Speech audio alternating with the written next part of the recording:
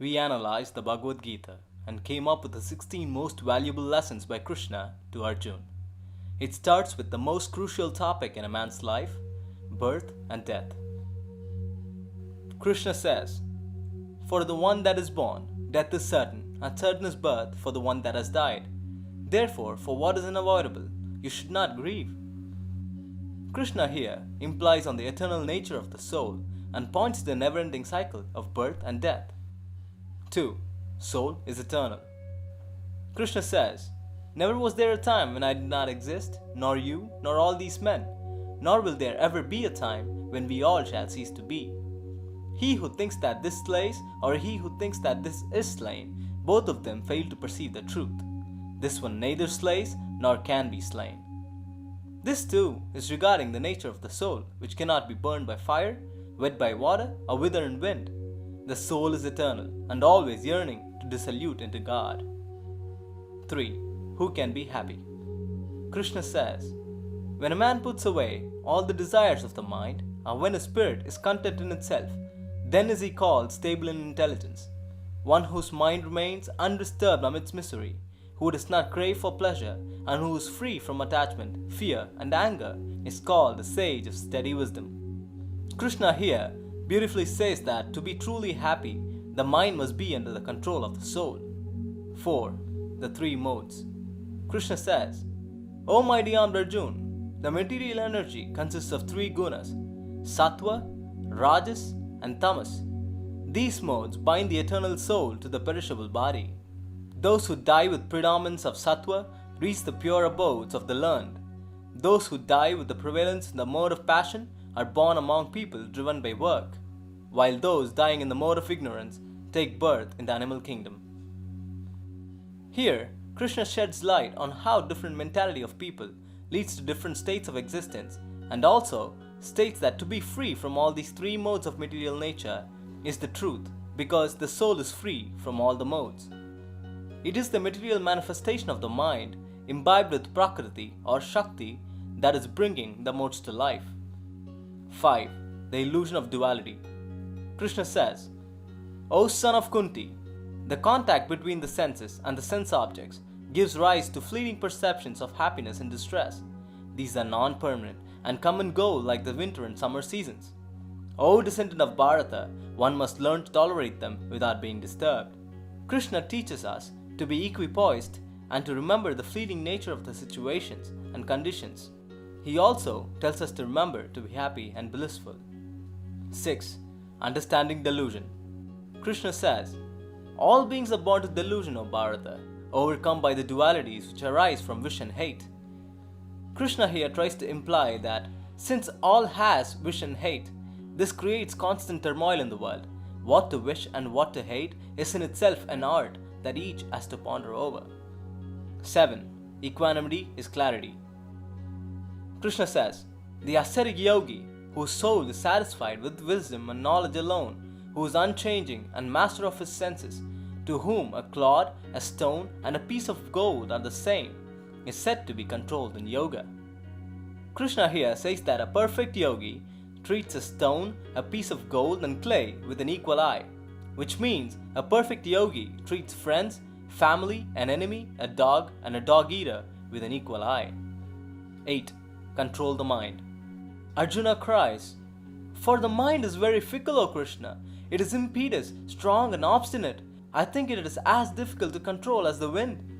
Krishna says, "Without doubt, O mighty armed Arjuna, the mind is difficult to curb and restless, but it can be controlled, O son of Kunti, by constant practice and non-attachment." Arjuna here cries to Krishna on the nature of the mind, which is strong like the wind. Krishna says to control the mind with the yoga, that is detachment and knowledge. 9. Set an example. Krishna says, "Whatsoever a great man does, the same is done by others as well. Whatever standards he sets, the world follows." The line here speaks for itself. Let's set high standards for people to look up to and look forward to. No more useless celebrities acting like an idiot on stage. 10. The self, the best friend and the worst enemy. Krishna says, "Let a man lift himself by himself. Let him not degrade himself. For the self alone is the friend of the self, and the self alone is the enemy of the self. For him who has conquered his lower self by the higher self, his self is a friend. But for him who has not possessed his higher self, his very self will act in enmity.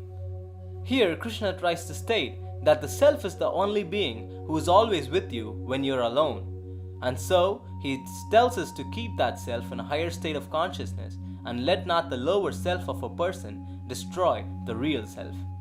11. Yogi and Yoga. Krishna says, the yogin of a subdued mind, ever keeping himself thus harmonized, attains to peace, the supreme nirvana which abides in me. When the disciplined mind is established in the self alone, liberated from all the desires, then is he said to be harmonized in yoga. Krishna here says that the yogi who is in search of the ultimate reaches him ultimately, and the method that the yogi uses is renunciation and union within the self. 12. Find joy within. Krishna says, he who finds his happiness within, his joy within, and likewise his light only within, that yogin becomes divine and attains to the beatitude of God. That is Brahma Nirvana. Here, Krishna tries to state that every being should search their true self, inquiring who am I to themselves constantly and get to the point of realization of the self, because in self there abides the truth. 13. Beware of change. Krishna says, unillumination, inactivity, negligence, and mere delusion, these arise, O joy of the Kurus, when dullness increases. Prakasha or illumination is the effect of sattvic tendency, and non-illumination is the result of tamas. Error, misunderstanding, negligence, inaction are the characteristic marks of the tamasic temperament. Krishna beautifully says that whenever a change is imminent, the mind slips into lethargy, and so he calls us to be extra careful during this time of change and act steadfast to achieve the goals. 14. Austerity is a virtue. Krishna says, for a man who is tempered in food and recreation, who is restrained in his actions, whose sleep and waking are regulated, there ensues discipline, which destroys all sorrow. This one line shows how much Krishna values discipline. He considers discipline to be a part of yoga. 15. Brahman, Atman, and Karma. Krishna says, Brahman or the Absolute is the indestructible, the supreme. Essential nature is called the self, and Karma is the name given to the creative force that brings beings to existence.